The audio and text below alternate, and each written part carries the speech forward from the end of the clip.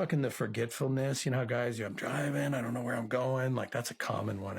Man, I wasn't a Delta Force operator, like a badass like this dude, but, I was diagnosed with PTSD in 2005 while I was on active duty. And this legit was one of the symptoms I remember having. Like, literally just driving home from work. I worked at Dam Neck at the time, driving home from work. And I'd look down at the radio to change the station and look back up. I have no clue where I'm at. Didn't know if I passed my street, nothing. And it created like anxiety. Now, what really helped me at the time was there was other guys showing up at the unit that I was at. I was an instructor.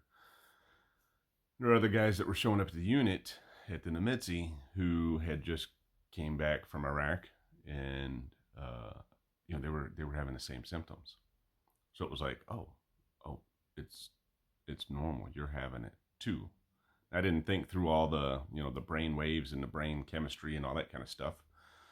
But it helped to know that what was happening was normal. Other people were having similar issues.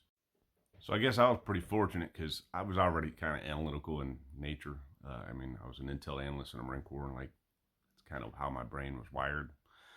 And the various things that would bother me, I really wanted to dig into and figure out, why that was bothering me. And as I figured those triggers, I guess, out, I would say that a lot of the overall symptoms of PTSD started to subside.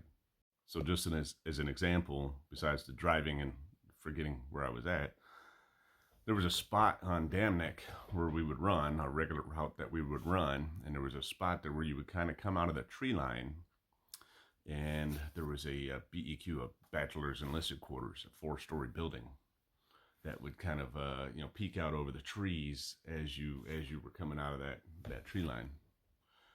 And for a while, I was starting to get really nauseous at that spot, and I couldn't figure it out.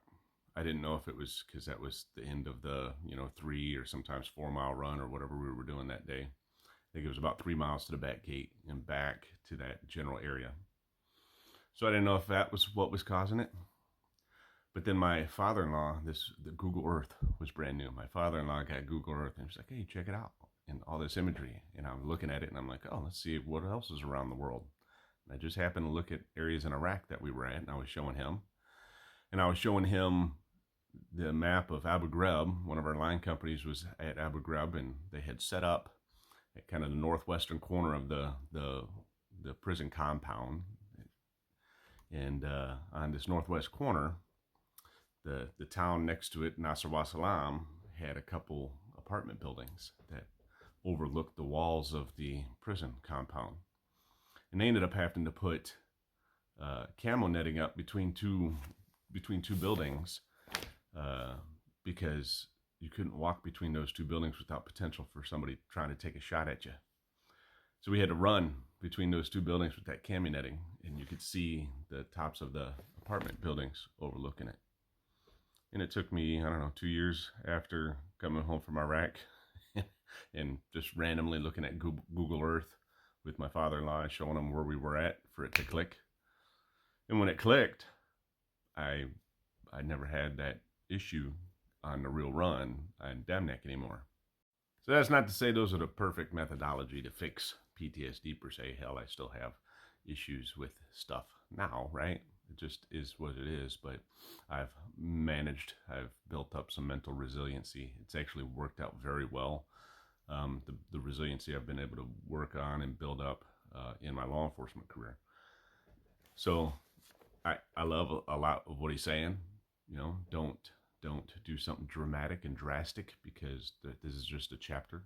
There's other chapters that may be down the road. I love what he's saying with, he's not going to tell you not to drink. I would say drinking is probably not the greatest. Drugs are definitely not the greatest if you're having PTSD issues. So avoid those things, or most certainly minimize them greatly. The diet, the exercise, all those things. It's very smart. So obviously a Delta Force operator, he knows.